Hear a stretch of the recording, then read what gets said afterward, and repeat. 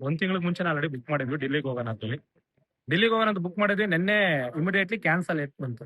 Cancel ಬಂತು. ನಾವೇ immediately ಹೋಗಿ ಮತ್ತೆ ಕ್ಯಾನ್ಸಲ್ ಮಾಡ್ಕೊಳ್ಳೋಣ ಅಂತ ಹೋಗಿದ್ದಕ್ಕೆ ಮತ್ತೆ ರೀಶೆಡ್ಯೂಲ್ ಕೊಟ್ರು. ರೀಶೆಡ್ಯೂಲ್ ಏನ್ ಕೊಟ್ರು, ಇಲ್ಲಿಂದ ಜೋಧ್ಪುರ್ಗೆ ಹೋಗಿ ಅಲ್ಲಿಂದ ಮತ್ತೆ ರಿಟರ್ನ್ ಹಂಗೆ ಮತ್ತೆ ಡೆಲ್ಲಿಗೆ ಹೋಗೋಣ ಕೊಟ್ಟಿದ್ರು. ಇವಾಗ ಬೆಳಗ್ಗೆ ಬಂದು ಒಳಗಡೆ ಹೋಗಿ ಎಂಟ್ರಿ ಆಗಿದೀವಿ. ಅಲ್ಲಿನೇನು ಲಗೇಜ್ ಎಲ್ಲ ಕೊಡಬೇಕು. ಆ ಟೈಮಲ್ಲಿ ಇಮಿಡಿಯೇಟ್ಲಿ ಬಂದ್ಬಿಟ್ಟು ಕ್ಯಾನ್ಸಲ್ ಆಗಿದೆ ಅಂತ ಹೇಳ್ತಾ ಇದ್ದಾರೆ. ಇವಾಗ ನಾವಿಲ್ಲಿ ಇಲ್ಲಿಂದ ಡೆಲ್ಲಿಗೆ ಹೋಗಕ್ಕೆ 34 ಜನ ಬಂದಿದೀವಿ. 34 ಜನ ನಾವಿಲ್ಲಿ ಏನ್ ಮಾಡ್ಬೇಕಂತ ಗೊತ್ತಾಗ್ತಾ ಇಲ್ಲ. ಇಲ್ಲಿ ಒಬ್ಬರು ಅದ್ರ ಬಗ್ಗೆ ಮಾಹಿತಿನೇ ಕೊಡ್ತಾ ಇಲ್ಲ. ಇವಾಗ ಅಟ್ಲೀಸ್ಟ್ ನಾವು ಬೆಂಗಳೂರಲ್ಲಿ ಇದೀವಿ, ಇಲ್ಲಾದ್ರೂ ನಾವ್ ಇರೋದಕ್ಕೆ ನಮ್ಗೆ ಅಟ್ಲೀಸ್ಟ್ ಕನ್ನಡ ನಮ್ಮವ್ರು ಅಂತ ಇಲ್ಲಿದ್ದಾರೆ. ಬೇರೆ ಕಡೆ ಹೋಗಿರುವ ನಾವು ಜೋಧ್ಪುರ್ಗೆ ಹೋಗ್ಬಿಟ್ಟು ಅಲ್ಲಿ ಯಾರೋ ಮಾತಾಡಿದ್ರೆ ಏನ್ ಮಾಡ್ಬೇಕಂತ ಗೊತ್ತಾಗ್ತಾ ಇಲ್ಲ. ಅವ್ರನ್ನ ಕೇಳಿದ್ರೆ ಒಂದ್ ಹಾಫ್ ಅನ್ ಅವರ್ ವೆಯ್ಟ್ ಮಾಡಿ, ಒಂದ್ 1 ಅವರ್ ವೆಯ್ಟ್ ಮಾಡಿ ಅಂತ ಕೇಳ್ತಾ ಇದಾರೆ. ಅದು ಬಿಟ್ರೆ ಬೇರೆ ಏನೋ ಮಾಹಿತಿ ಕೊಡ್ತಾ ಇಲ್ಲ ಸರ್. ಎರಡನೇದು ಇಲ್ಲಿ ನೋಡಿ ಆಲ್ರೆಡಿ ನಿಯರ್ ಬೈ 10 ಗಂಟೆ ಆಗ್ತೈತೆ, ಒಬ್ರಿಗೂ ಟಿಫನ್ ಇಲ್ಲ. 34 ಜನ ಬಂದು ಕಾಯ್ತಾ ಇದೀವಿ. ಅಲ್ಲಿ ಹೋಗಿ ನೋಡಿದ್ರೆ 200 ರೂಪಾಯಿ, 300 ರೂಪಾಯಿ, 400 ರೂಪಾಯಿ ಅಂತ ಹೇಳ್ಬಿಟ್ಟು ಬರೀ ಟಿಫನ್ ಇದ್ ಮಾಡ್ತಾ ಇದಾರೆ. ಇಲ್ಲಿ ನಾವು ಡೆಲ್ಲಿಗೆ ಹೋಗೋದಾ ಇಲ್ಲಿ ಇಲ್ಲೇ ಇರ್ಬೇಕಂತ ಏನು ಅಂತ ಗೊತ್ತಾಗ್ತಾ ಇಲ್ಲ ಸರ್. ತುಂಬಾ ಪ್ರಾಬ್ಲಮ್ ಮಾಡ್ತಾ ಇದಾರೆ. ಇನ್ನೊಂದು ಇಂಪಾರ್ಟೆಂಟ್ ಏನಪ್ಪಾ ಅಂದ್ರೆ, ಇಂಡಿಗೋದು ಇವಾಗೂ ಇನ್ನ ಅವರು ಬ್ಲಾಕ್ ಮಾಡಿಲ್ಲ. ಅಂದ್ರೆ ಇನ್ನ ಬೈ ಚಾನ್ಸ್ ಇನ್ ಯಾರೇ ಇದ್ರು ಕೂಡ ಮತ್ತೆ ಅಂದ್ರೆ ಬುಕಿಂಗ್ ಮಾಡ್ತಾನೆ ಇದಾರೆ. ಅವರು ಇವಾಗ ಇಲ್ಲೂ ಪ್ರಾಬ್ಲಮ್ ಮಾಡ್ತಾ ಇದಾರೆ. ಎರಡನೇದು ಅಟ್ಲೀಸ್ಟ್ ಅದು ಬುಕಿಂಗ್ ಆದ್ರೂ ಸ್ಟಾಪ್ ಮಾಡಿದ್ರೆ ತಾನೆ ನಮ್ಗೇನಾದ್ರೂ ಗೊತ್ತಾಗತ್ತೆ. ಇವಾಗ ನಮ್ಗೆ ಯಾವ ಆಪ್ಷನ್ ಅನ್ನೋದು ಗೊತ್ತಾಗ್ತಾ ಇಲ್ಲ ಸರ್. ನಾವು ಹೋಗೋದು ಡೆಲ್ಲಿಗೆ ಮತ್ತೆ ಬರೋದು 2 ಟಿಕೆಟ್ ನಾವು ಬುಕ್ ಮಾಡ್ಕೊಬಿಟ್ಟಿದೀವಿ. ಇವಾಗ ಏನ್ ಮಾಡ್ಬೇಕಂತ ಗೊತ್ತಾಗ್ತಾ ಇಲ್ಲ ಸರ್. ಬೇರೆ ಫ್ಲೈಟ್ಗೆ ಹೋಗೋಣ ಅಂತ ಇವಾಗ ಬೇರೆ ಫ್ಲೈಟ್ ಬುಕ್ ಮಾಡೋಣ ಅಂತ ಪ್ಲಾನ್ ಮಾಡ್ತಾ ಇದ್ರೆ 40,000 ರೂಪಾಯಿ ತೋರಿಸ್ತಾ ಇತ್ತು.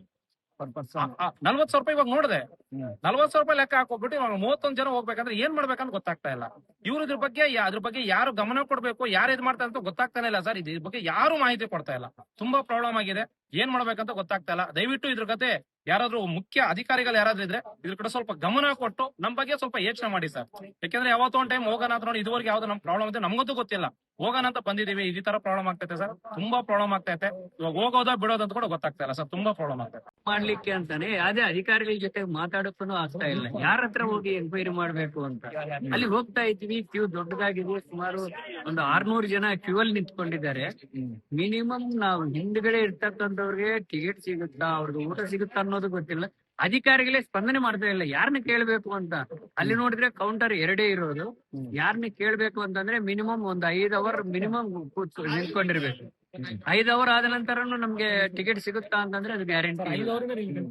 ಸೊ ಸುಮಾರು ಜನ ಇಲ್ಲಿ ನಿಂತ್ಕೊಂಡಿದ್ವಿ. ಇಷ್ಟು ಜನ ಇನ್ನೂ ಕೆಲವೊಂದು ಅಲ್ಲೇ ನಿಲ್ಸಿದ್ವಿ ಕ್ಯೂ ಅಲ್ಲಿ. ಕ್ಯೂ ಬಂದ್ರೆ ನಾವು ಕ್ಯೂ ಅಲ್ಲಿ ಹೋಗೋಣ. ಸಾಕಷ್ಟು ಜನ ವಯೋವೃದ್ಧರು ಎಲ್ಲ ಇದ್ದಾರೆ. ತಿಂಡಿಗೂ ಕೂಡ ಪರದಾಟ ಆಗ್ತಿದೆ. ಸಿಬ್ಬಂದಿಗಳು ಅಟ್ಲೀಸ್ಟ್ ನೀರು ಕೊಡುವಂತ ನೀರಲ್ಲ, ನಾವು ಯಾರನ್ನ ಮಾತಾಡಿಸ್ಬೇಕು ಅಂತ ಸಿಬ್ಬಂದಿಗಳೇ ಇಲ್ಲ ಅಲ್ಲಿ. ಯಾರು ಕೌಂಟರ್ ಅಲ್ಲಿ ಇಬ್ರು ಕೂತ್ಕೊಂಡಿದ್ದಾರೆ, ಇಬ್ಬರನ್ನ ಮಾತ್ರ ಮಾತಾಡಿಸ್ಬೇಕು. ಆ ಇಬ್ಬರನ್ನ ಮಾತಾಡ್ಸಕ್ಕೆ 2 ಕೌಂಟರ್ ಅಲ್ಲಿ ಇಬ್ಬರನ್ನ ಮಾತಾಡ್ಸಕ್ಕೆ 800 ಜನ ನಿಯರ್ ಬೈ ನಿಂತ್ಕೊಂಡಿದ್ರು. ಸೊ ಅದರಲ್ಲಿ ವಯಸ್ಸಾಗಿರ್ತಕ್ಕಂಥವ್ರು ಇದಾರೆ, ದೂರ ಹೋಗುವಂತವ್ರು ಇದಾರೆ. ಸೊ ನಾವಂದ್ರೂ ಹತ್ರ ಏನೋ ಒಂದ್ ಮಾಡ್ಕೋಬಹುದು, ಮತ್ತೆ ನಮ್ಗೆ ಬೇಡ ಅಂತಂದ್ರೆ ವಾಪಸ್ ಹೋಗ್ಬೋದು. ಆದ್ರೆ ದೂರ ಹೋಗೋರು ಕ್ಯಾನ್ಸಲ್ ಮಾಡೋದು ಕೂಡ ಹಣ ಈಗ 7 ದಿನ ಆಗ್ತದೆ. ಅಲ್ಲ, ಕ್ಯಾನ್ಸಲ್ ಮಾಡ್ತೀವಿ ಅಂತ ಹೇಳಿದ್ರೆ ಏನೋ ಒಂದ್ ಆಗ್ತದೆ. ಹಂಗೂ ಹೇಳ್ತಾ ಇಲ್ಲ ಅವರು. ಡೈರೆಕ್ಟ್ ಆಗಿ ನಿಮ್ಗೆ ಫ್ಲೈಟ್ ಇದೆ ಅಂತಾನೆ ಹೇಳ್ತಾ ಇದ್ದಾರೆ. ನಮ್ಮಲ್ಲಿ ಮೆಸೇಜ್ ಬರ್ಬೇಕು ನಮ್ಗೆ, ನಿಮ್ದು ಕ್ಯಾನ್ಸಲ್ ಆಗಿದೆ ಅಂತ. ಕ್ಯಾನ್ಸಲ್ ಆಗಿದೆ ಅಂತ ಮೆಸೇಜ್ ಬರ್ಬೇಕು. ಕೆಲವರು ಕ್ಯಾನ್ಸಲ್ ಇಲ್ಲಿ ಬಂದ್ಮೇಲೆ ಕ್ಯಾನ್ಸಲ್ ಆಗಿದೆ ಅಂತ ಮೆಸೇಜ್ಗಳು ಬರ್ತಿದೆ ಅಂತ. ಯಾರು 2-3 ಬಂದಿದೆ ಅಷ್ಟು ಬಿಟ್ರೆ ಇಲ್ಲಿ ಇಷ್ಟು ಜನ ಇದ್ವಲ್ಲ ಒಬ್ರಿಗೆ ಬಂದಿಲ್ಲ. ಕ್ಯಾನ್ಸಲ್ ಆಗಿದೆ ಅಂತ, ಫ್ಲೈಟ್ ಕ್ಯಾನ್ಸಲ್ ಆಗಿರೋದು ನಾವು ಬೋರ್ಡಿಂಗ್ ಪಾಸ್ ತಗೊಳ್ತಾ ಇರುವಾಗ ಅವಾಗ ಹೇಳ್ತಾ ಇದಾರೆ ಕ್ಯಾನ್ಸಲ್ ಆಗಿದೆ ಅಂತ. ಪರ್ಯಾಯ ವ್ಯವಸ್ಥೆ ಕೂಡ ಸೊ ಪರ್ಯಾಯ ವ್ಯವಸ್ಥೆ ಹೆಂಗಾದ್ರೂ ಇನ್ನೊಂದು ವೇಟ್ ಮಾಡಿ ಏನಾದ್ರು ಆಗಬಹುದು ಅಂತ ಹೇಳ್ತಾ ಇರಬೇಕು. ಏನಾಗುತ್ತೆ ಅಂತ ಅವರು ಹೇಳ್ತಾ ಇಲ್ಲ. ಒಳಗಡೆಯಿಂದ ಹೊರಗಡೆ ಬಂದಿದ್ವಿ, ಈಗ ಒಳಗಡೆ ಹೋಗಂಗಿಲ್ಲ. ಈಗ ನಮ್ಮ ಒಳಗಡೆ ಹೋಗಿ ವಾಪಸ್ ಬಂದ್ರೆ ಫ್ಲೈಟ್ ವಾಪಸ್ ಅಲ್ಲಿ ಹೋಗಿ ಬೋರ್ಡಿಂಗ್ ಪಾಸ್ ತಗೊಂಡು ವಾಪಸ್ ಬಂದಿದ್ವಿ. ಸೊ ಭಾರಿ ಕಷ್ಟ ಆಗ್ತಾ ಇದೆ. ಇನ್ನೊಂದು ವರೆಸ್ಟ್ ಅಂತಂದ್ರೆ ನಮ್ ಇಂಡಿಗೋನೆ ಅಂತ ಹೇಳ್ಬೋದು. ಅದೇ ಬೇರೆ ಕಂಪನಿಗಳು ಇದ್ದಾವೆ, LIC ಇದೆ, ಆಕಾಶ ಇದೆ. ನಾವ್ ಏನಂತಂದ್ರೆ ನಾವು ಬುಕ್ ಮಾಡಿದ್ವಿ ಅಂತ ನಾವು ಹೋಗ್ತಾ ಇದ್ವಿ. ಆದ್ರೆ ಬೇರೆ ಕಡೆ ಏನು ಪ್ರಾಬ್ಲಮೇ ಇಲ್ಲ. ಇಲ್ಲಿ ಮಾತ್ರ ರೆಸ್ಪಾನ್ಸ್ ಕೊಟ್ರೆ ಸಾಕು, ಏನಾದ್ರು ಒಂದು ಆಗಿ. ಓಕೆ, ಅವರಿಗೆ 2 ಕಾಲ್ ಆಪರೇಷನ್ ಆಗಿದೆ. ಕಾಶಿ ಕರ್ಕೊಂಡು ಹೋಗೋಣ, ವಾರಣಾಸಿ ಕರ್ಕೊಂಡು ಹೋಗೋಣ ಅಂತ ಬುಕ್ ಮಾಡಿ ಆಲ್ಮೋಸ್ಟ್ 2 ಮಂತ್ ಆಯಿತು. ಸೆಪ್ಟೆಂಬರಲ್ಲೇನೋ ಬುಕ್ ಮಾಡಿದ್ದು ನಾನು. ಇಲ್ಲಿ ಬಂದು ಲಗೇಜ್ ಇಳಿಸಿದ ಮೇಲೆ ನನಗೆ ಮೆಸೇಜ್ ಬರುತ್ತೆ ಫ್ಲೈಟ್ ಕ್ಯಾನ್ಸಲ್ ಇದೆ ಅಂತ. ಯಾವ ರೀತಿ ಇವ್ರು ನಡೆಸ್ಕೊತಾರೆ ಅಂತ ಗೊತ್ತಿಲ್ಲ. ಇವಾಗ ನಾನು ರಿಟರ್ನ್ ಟಿಕೆಟು ಬುಕ್ ಮಾಡಿದ್ದೀನಿ ವಾರಣಾಸಿಯಿಂದ ಬೆಂಗಳೂರಿಗೆ. ಈಗ ಅದನ್ನು ನಾನು ಕ್ಯಾನ್ಸಲ್ ಮಾಡೋಕ್ಕೆ ಹೋದರೆ ಅದು ನನಗೆ ಅಮೌಂಟ್ ಕಟ್ ಆಗಿಬಿಡುತ್ತೆ, ಹೌದಾ?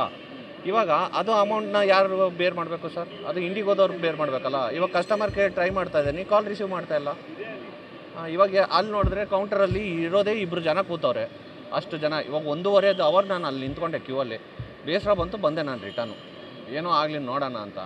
ಈ ಥರ ಇವರು ಬೀಯಿಂಗ್ ಏನ್ ರೆಸ್ಪಾನ್ಸಿಬಲ್ ಇದು ಆಗಿಬಿಟ್ಟು ಇಷ್ಟು ಜನ ಸಿಟಿಸನ್ಗೆ ಒಂದೇ ಸರ್ತಿ ಫ್ಲೈಟ್ ಕ್ಯಾನ್ಸಲ್ ಆದರೆ ಇಮಿಡಿಯೇಟ್ ಇನ್ಫಾರ್ಮೇಷನ್ ಮಾಡಬೇಕಲ್ವ ಇವ್ರಿಗೆ ಗೊತ್ತೇ ಇರಲ್ವಾ ಕ್ಲೈಮೇಟ್ ಚೇಂಜ್ ಆಗಲಿ ಸರ್ವಿಸ್ ಆಗಲಿ ಸೆಕ್ಯೂರಿಟಿ ಆಗಲಿ ಏನು ಅಂತ. ಸೊ ಅದನ್ನು ನಾವು ಜನಗಳು ಯಾಕೆ ಸರ್ ಅನುಭವಿಸ್ಬೇಕು? It's their own responsibility, they have to take care. Airport authority ಏನು ಮಾಡ್ತಾ ಇರುತ್ತೆ? ಇಲ್ಲಿ ಏಜ್ ಆದವರು ಎಲ್ಲರೂ ಬಂದು ಕೂತ್ಕೊಂಡು ಇಲ್ಲಿ ಅವ್ರಿಗೆ ಇವಾಗ ಮತ್ತೆ ರಿಟರ್ನ್ ಕರ್ಕೊಂಡು ಹೋಗ್ಬೇಕು. ನಾನು ಬಂದಿದ್ದು RR ನಗರದಿಂದ, ಅವ್ರು ಬಂದಿದ್ದು ಬೀದರಿಂದ ಬ್ಯಾಂಗ್ಳೂರು ಬಂದು ಬ್ಯಾಂಗ್ಳೂರಿಂದ ನಾವು ಮಕ್ಕಳು ಕರ್ಕೊಂಡು ಹೋಗ್ಬೇಕಂತಂದರೆ ಇವಾಗ ನೋಡಿ ಅವರಿಗೂ ಬೇಜಾರು. ಅಷ್ಟು ಕಷ್ಟಪಟ್ಟು ಅವ್ರು ಬಂದಿದ್ದಾರೆ, ಏನೋ ನಾವು ರೆಡಿ ಮಾಡಿದ್ದೀವಿ. ಈಗ ಅದಕ್ಕೆಲ್ಲ ಇವರು ನೋಡಿದ್ರೆ ಇವರು ಈಸಿ ವೇ ತೊಗೊಂಡ್ಬಿಡ್ತಾರೆ. ಸರ್ ರೀಫಂಡ್ ಆಗುತ್ತೆ, ಹೋಗಿತ್ತು ರೀಫಂಡ್ ಬೇಡ ಗುರುವೆ, ನಮಗೂ ಹೋಗಬೇಕು, ನಮಗೂ ಏನೋ ಒಂದು ಆಸೆ ಇದೆ ತೋರಿಸ್ಬೇಕು ಅಂತ. ಅದನ್ನು ಇವರು ಇದು ಮಾಡಲ್ಲವೇ? ಈಗ ಏರ್ಪೋರ್ಟಿಗೆ ಬೆಳಗ್ಗೆ ನಿನ್ನೆ ನೈಟಿಂದನೂ ಕಾಯ್ತಿದ್ದಾರೆ. ಇಲ್ಲಿ ತಿಂಡಿ ನೀರಿನ ವ್ಯವಸ್ಥೆಗಳು ಸಾಕಷ್ಟು ಏನೂ ಇಲ್ಲ ಸರ್, ಎಲ್ಲ ದುಡ್ಡು ಕೊಟ್ಟೇ ತೊಗೋಬೇಕು ನಾವು. ಇವರಿಗೂ ದುಡ್ಡು ಕೊಡಬೇಕು. 1:2. ಒಂದು ಕಾಫಿ ತೊಗೋಬೇಕು ಅಂದರೆ 100 ರೂಪಾಯಿ, ಒಂದು ವಾಟರ್ ಬಾಟಲ್ ತೊಗೋಬೇಕು ಅಂದರೆ 100 ರೂಪಾಯಿ. ಏರ್ಪೋರ್ಟಲ್ಲೂ ನಾನು ಇವಾಗ ಕಾರ್ ಪಾರ್ಕ್ ಮಾಡಿ 2 ಅವರ್ ಆಯಿತು ಇಲ್ಲಿ ಕ್ಯೂವಲ್ಲಿ ನಿಂತ್ಕೊಂಡು. ಅದಕ್ಕೆ ಈಗ 600 ರೂಪೀಸ್ ಕೊಡ್ಬೇಕು ನಾನು ಪಾರ್ಕಿಂಗಿಗೆ. ಅದೇನು ಪುಕ್ಸಟ್ಟೆ ಬಿಟ್ಬಿಡ್ತಾರೆ ಇವರು? ಅದು ಅಂತೂ ನಿಜಾನೇ ಸರ್. ಇವಾಗ ಏಜ್ ಅವರು ತಿಂಡಿ ತಿಂದೆ ಅವ್ರಿಗೆ ಟ್ಯಾಬ್ಲೆಟ್ಸ್ ತೊಗೋಬೇಕು, ತಿಂಡಿ ತಿಂದೆ ಅದು ಇರೋಕ್ಕಾಗುತ್ತಾ? ಅದನ್ನೆಲ್ಲ ನಾವೇ ಬೇರ್ ಮಾಡ್ಕೋಬೇಕು. ಇವ್ರು ಏನಾದರೂ ಮಾಡ್ತಾರಾ? ಸರಿ ಸಡನ್ ಫ್ಲೈಟ್ ಕ್ಯಾನ್ಸಲ್ ಆಗಿದೆ ಅಂತ ಏನಾದರೂ ಕನ್ಸೆಷನ್ ಕೊಟ್ಬಿಟ್ಟು ಹೆಲ್ಪಿಂಗ್ ಗೈಡ್ ಮಾಡ್ತಾರಾ ಓಲ್ಡ್ ಏಜ್ದವ್ರಿಗೆ? ಏನೂ ಮಾಡಲ್ಲ. ಅಲ್ಲಿ ಕ್ಯಾಬಿನಲ್ಲಿ ಕುತ್ಕೊಂಡಿರ್ತಾರೆ, ಹೊರಗಡೆ ಬಂದರೆ ಜನ ಬಿಡಲ್ಲ ಅಂತ ಒಳಗಡೆನೇ ಇರೋದವರು. So this is totally their negligency sir. Okay, it's not about hours, their negligency. ಈ ಥರ ಪಬ್ಲಿಕ್ಗೆ ತೊಂದರೆ. ಇಂಡಿಗೋದಂತೂ ಆಲ್ವೇಸ್ ಕಂಪ್ಲೇಂಟ್ ಇದೇನೇ ಇದೆ. It's been a long time. Alternative flight ಆದರೂ ಮಾಡಬೇಕು. ಅವರು ಏನೂ ಮಾಡಲ್ಲ ಅಂತಾರೆ. ಅವರು ರೀಫಂಡ್ ಆಗುತ್ತೆ ಹೋಗಿ ಅಂತಾರೆ. ಇವಾಗ ನನ್ನ ರಿಟರ್ನ್ ಟಿಕೆಟ್ ಯಾರು ಕೊಡ್ತಾರೆ ಸರ್? ನಾನು ಅಲ್ಲಿ ಹೋಟೆಲ್ ಬುಕ್ ಮಾಡಿದ್ದೀನಿ, ಅಲ್ಲಿ ಕ್ಯಾಬ್ಗಳು ಬುಕ್ ಮಾಡಿದ್ದೀನಿ, ಕಾಶಿಯಲ್ಲಿ, ವಾರಣಾಸಿಯಲ್ಲಿ, ಅಯೋಧ್ಯೆಯಲ್ಲಿ 3 ಡೇಸ್ ನಾನು ಎಲ್ಲ ಬುಕ್ ಮಾಡಿದ್ದೀನಿ. ಅದನ್ನು ಯಾರು ಬೇರ್ ಮಾಡಬೇಕು ಸರ್? ಅದು ದುಡ್ಡನ್ನ ಇವಾಗ ನಾನೇ ತಾನೇ ಬೇರ್ ಮಾಡ್ಬೇಕು ಅದನ್ನು. ಅದೆಲ್ಲ ನನಗೆ ನಷ್ಟ ಅಲ್ವಾ? ಇವಾಗ ಅವರು ಹೋಟೆಲ್ನವ್ರು ಕೇಳ್ತಾರಾ? ಇವತ್ತು ಬೆಳಗ್ಗೆ 12 ಗಂಟೆ ಚೆಕ್ಇನ್ ಇತ್ತು, ಇವಾಗ ಕೇಳ್ತಾರೆ ಅವರು, ಸರ್ ನೀವು ಚೆಕ್ಇನ್ ಮಾಡಿಲ್ಲ, ಇಟ್ಸ್ ಯುವರ್ ಮಿಸ್ಟೇಕ್ ಅಂತಾರೆ. ಅಲ್ಲಿ ಕ್ಯಾಬ್ದವ್ನಿಗೆ ದುಡ್ಡು ಕೊಟ್ಟಿದ್ದೀನಿ, ಅವ್ನು ಬಿಟ್ಟು ಕೊಡ್ತಾನೆ ರಿಟರ್ನು. ಇದೆಲ್ಲ ಲಾಸ್ ನಾವು ಬೇರ್ ಮಾಡಬೇಕು. ಇವ್ರಿಗೇನು ಸರ್ ಫ್ಲೈಟ್ ಕ್ಯಾನ್ಸಲ್ ಮಾಡ್ತಾರೆ? ಅದೇ ನಿನ್ನೆ ಹೇಳಿದರೆ ನಾನು ಅವರಿಗೆ ನಿನ್ನೆ ಇಂಟಿಮೇಷನ್ ಕೊಟ್ಟು ಕ್ಯಾನ್ಸಲ್ ಮಾಡ್ಕೋಬೋದಿತ್ತಾ? ಮತ್ತು ಇಲ್ಲಿ ಬಂದ ತಕ್ಷಣ ನಾನು ಲಗೇಜ್ ಇಟ್ಟ ತಕ್ಷಣ ಅವ್ರು ಮೆಸೇಜ್ ಹಾಕ್ತಾರೆ. I can show the message also, what time I received the message in WhatsApp. ಅದು ನಾಟ್ ಇವನ್ ಕಾಲ್ಡ್, ವಾಟ್ಸಪ್ಪಲ್ಲಿ ಮೆಸೇಜ್ ಬಂದಿದೆ ನನಗೆ ಅವ್ರದ್ದು. Some around 8:30 I think, 8 o'clock message ಬಂದಿದೆ ನನಗೆ. See your regret 7 o'clock message ಬಂದಿದೆ. ನಾನು ಆಲ್ಮೋಸ್ಟ್ ಇಲ್ಲಿದ್ದೆ ಅವಾಗ. ನನ್ನ ಹೆಸರು ಸಂಗಮೇಶ್ ಅಂತ ಸರ್. ನಿರ್ಭೀತ, ನಿಷ್ಪಕ್ಷಪಾತ, ವಿಶ್ವಾಸಾರ್ಹ ಸುದ್ದಿಗಳಿಗೆ ಮತ್ತೊಂದು ಹೆಸರಾಗಿರುವ ನ್ಯೂಸ್ 18 ಕನ್ನಡ ಈಗ ಆಪ್ನಲ್ಲೂ ಲಭ್ಯವಿದೆ. ದಯವಿಟ್ಟು ಇಲ್ಲಿರುವ QR ಕೋಡ್ ಅನ್ನು ಸ್ಕ್ಯಾನ್ ಮಾಡಿಕೊಂಡು ಆಪ್ ಡೌನ್ಲೋಡ್ ಮಾಡೋದಕ್ಕೆ ಮರಿಬೇಡಿ. ನಿಮ್ಮ ಬೆಂಬಲ ಹೀಗೆ ಸದಾ ನಮ್ಮೊಂದಿಗಿರಲಿ. ಧನ್ಯವಾದ.